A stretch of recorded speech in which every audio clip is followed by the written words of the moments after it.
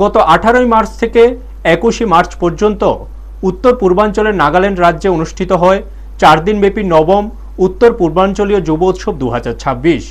দক্ষিণ ত্রিপুরা জেলা থেকে লোকগীতি নিয়ে এই যুব উৎসব অংশ নেয় একদল যুবক যুবতী। উত্তর পূর্বাঞ্চলের 8টি রাজ্য থেকে 15টি দল এই লোকগীতি প্রতিযোগিতায় অংশগ্রহণ করে। এর মধ্যে ত্রিপুরা রাজ্যের একমাত্র দল হিসেবে দক্ষিণ ত্রিপুরা জেলার লোকগীতির দলটি উত্তর পূর্বাঞ্চলের মধ্যে তৃতীয় স্থান দখল করে। আজ দক্ষিণ ত্রিপুরা যুব ও ক্রীড়া দপ্তরের পক্ষ থেকে এই উত্তর পূর্বাঞ্চলীয় যুব উৎসবে অংশগ্রহণকারী লোকগীতি দলটিকে বিলোনিয়া যুব ও ক্রীড়া দপ্তরের কার্যালয়ে সংবর্ধনা প্রদান করা হয়।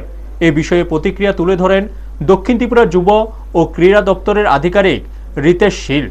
তিনি বলেন, আমরা এই পারফরমেন্সে খুশি। আগামী দিনে এই দক্ষিণ জেলার যুবক যুবতীরা বিভিন্ন বিষয়ে আরও সফলতা অর্জন করবে। একই রকমভাবে প্রতিযোগিতার এবং বিভিন্ন বিষয়ে প্রতিক্রিয়া তুলে ধরেন অংশগ্রহণকারী দলটি।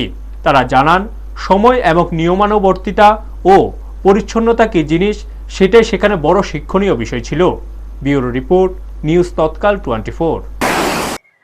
সবগুলি স্টেট থেকে, নর্থ ইস্টের 8টা স্টেট থেকেই প্রতিযোগী ছিল, টিম দুটো করে। কিন্তু আমরা ত্রিপুরা থেকে ফোক সং এর একটা টিমে যাই, তো ওখানে গিয়ে আমরা প্রতিযোগিতার অন্য স্টেটের সাথে কম্পিট করি।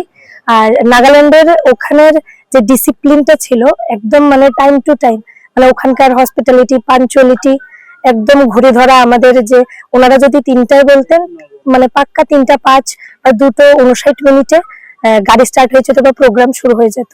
তো ওখানকার ডিসিপ্লিন প্লাস পরিবেশ খুবই পরিষ্কার পরিচ্ছন্ন এবং আমাদের ওখানে সকলেরই খুব ভালো লেগেছে। এবং আমরা একটা লেসন নিয়ে এসেছি যে কিভাবে সময়ের সাথে পা মিলিয়ে চলতে হয়। ত্রিপুরা থেকে এবছর 9th যে নর্থ ইস্ট ইয়ুথ ফেস্টিভ্যাল হয়েছে নাগাল্যান্ডে, সেখানে আমাদের ত্রিপুরা থেকে টিম পার্টিসিপেট করেছিল।